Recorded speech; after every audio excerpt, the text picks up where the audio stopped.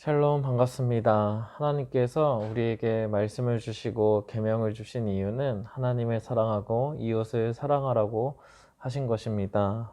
오늘도 하나님을 사랑하고 이웃 사랑하는 하루가 되시길 소망합니다. 오늘 우리에게 주시는 하나님의 말씀은 출애굽기 24장 12절에서 18절 말씀입니다. 출애굽기 24장 12절에서 18절 말씀 우리 함께 읽겠습니다. 여호와께서 모세에게 이르시되 너는 산에 올라 내게로 와서 거기 있으라.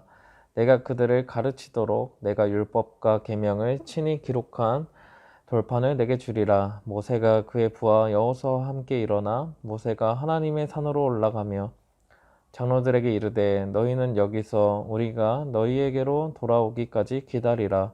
아론과 훌이 너희와 함께 하리니 무슨 일이 있는 자는 그들에게로 나아갈지니라 하고 모세가 산에 오르매 그 구름이 산을 가리며 여호와의 영광이 시내산 위에 머무르고 구름이 엿새 동안 산을 가리더니 일곱째 날에 여호와께서 구름 가운데서 모세를 부르시니라.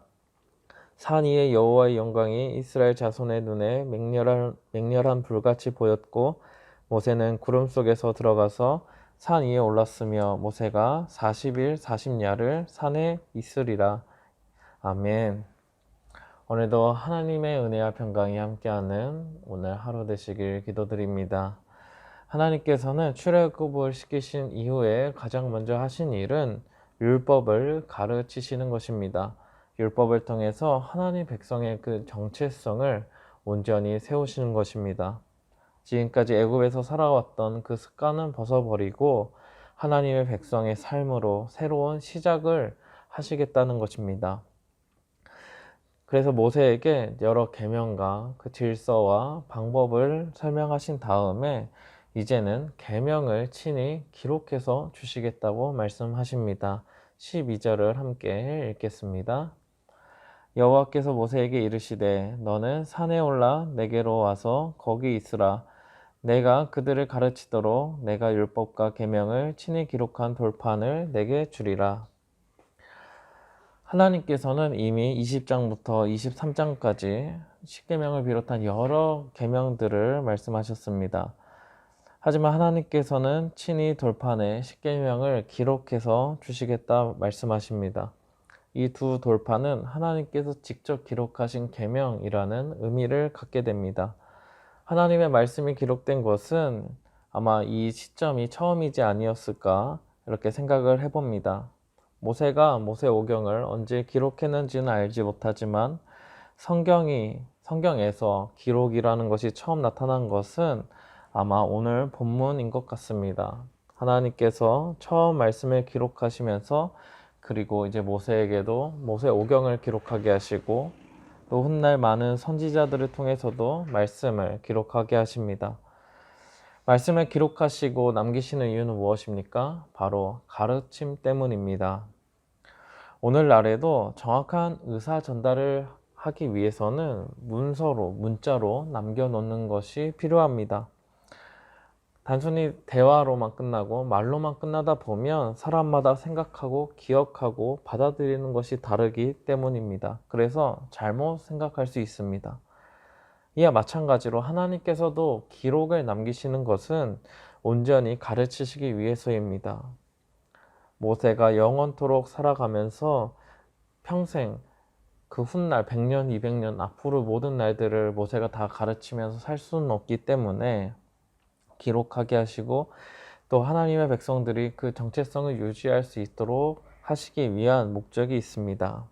그러기에 하나님께서는 오늘 본문을 통해서 친히 계명을 기록해서 주신다고 말씀하십니다. 아주 중요하고 의미 있는 장면이라 할 수 있습니다. 다시 말해서 하나님의 말씀이 기록된 그 성경이 처음 지금 모세에게 주어지는 것입니다. 이제 모세는 하나님의 말씀을 따라서 산 위에 오르게 됩니다. 16절부터 18절을 함께 읽겠습니다. 여호와의 영광이 시내산 위에 머무르고 구름이 엿새 동안 산을 가리더니 일곱째 날에 여호와께서 구름 가운데서 모세를 부르시니라. 산 위에 여호와의 영광이 이스라엘 자손의 눈에 맹렬한 불같이 보였고 모세는 구름 속으로 들어가서 산 위에 올랐으며 모세가 40일 40야를 산에 있으니라. 아멘. 하나님의 영광이 산 위에 있을 때 그 구름이 6일 동안 산을 가리게 됩니다. 보통 구약에서는 하나님의 영광을 상징하는 것이 바로 구름입니다. 그때 모세는 산 위에 올라가지 않고 머물고 있게 됩니다. 그리고 7째 날이 되자 하나님의 부르심에 따라서 산 위에 오르게 됩니다.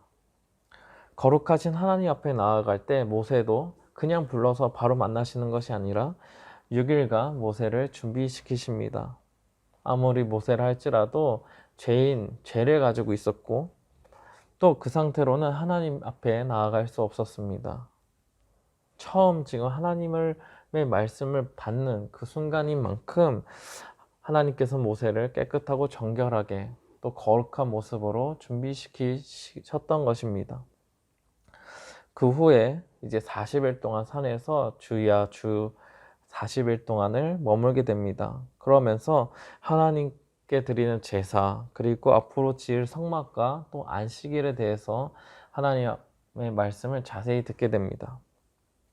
하나님을 어떻게 예배해야 될지, 어떻게 섬기며 살아가야 할지를 가르쳐 주십니다. 아마 이 시간 동안 모세는 아무 음식도 먹지 못했을 것 같습니다. 하지만 하나님의 말씀을 먹으면서 그 40일을 보낼 수 있었습니다.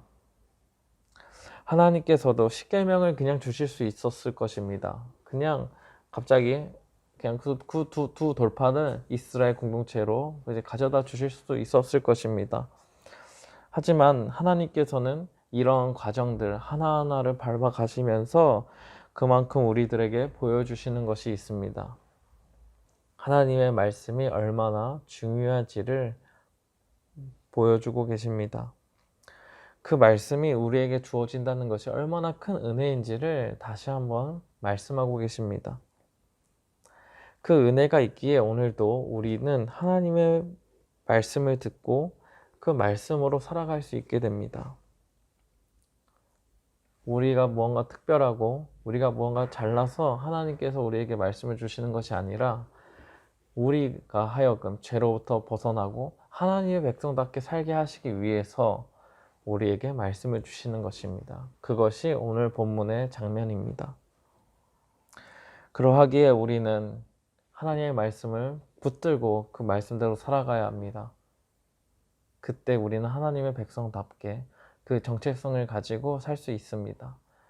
다른 어떤 학문을 들어도 어떤 지식을 쌓는다 해도 우리는 성경이 아니고서는 하나님의 말씀이 아니고서는 하나님의 백성답게 살 수 없는 것입니다. 오늘도 우리에게 말씀하시는 그 하나님께 감사하시며 그 말씀으로 살아가는 저와 우리 성도님들 되시길 기도드립니다. 오늘도 함께 기도할 제목이 있습니다. 하나님께서 주신 말씀을 붙잡고 감사하며 살아가도록, 둘째로 코로나가 물러가고 모든 것이 회복되도록, 셋째로 교회 건축 가운데 날마다 넘치는 힘과 지혜로 함께 하시도록 오늘도 이 세 가지 기도 제목을 가지고 기도하셨으면 좋겠습니다. 기도로 마치겠습니다. 하나님 아버지, 우리를 하나님의 백성으로 삼아주시니 감사드립니다. 또한 우리들에게 귀한 하나님의 말씀도 들려주시고 남겨주시고 우리가 오늘 성경을 가지고 살아가게 하시니 감사드립니다. 우리는 하나님의 말씀이 아니고서는 하나님의 백성답게 살 수 없고 하나님께서 주시는 그 말씀이 아니고서는 도저히 우리는 하나님의 자녀로 또 하나님의 나라에서 살아갈 수가 없습니다. 하나님, 우리의 죄인된 이 모습을 불쌍히 여기시고 우리에게 말씀을 주신 것처럼 오늘 우리에게 그 말씀이 얼마나 소중한지도 다시 깨닫게 하시고 그 말씀으로 살아가는 우리 하루하루가 되게 하여 주시옵소서. 이 세상의 소리에는 민감하면서 하나님의 말씀을 멀리하는 어리석음에 빠지지 않게 하시고 하나님의 말씀을 붙잡고 그 말씀으로 살아가는 믿음과 지혜를 더하여 주옵소서. 오늘도 함께 하시는 예수님의 이름으로 기도드립니다. 아멘.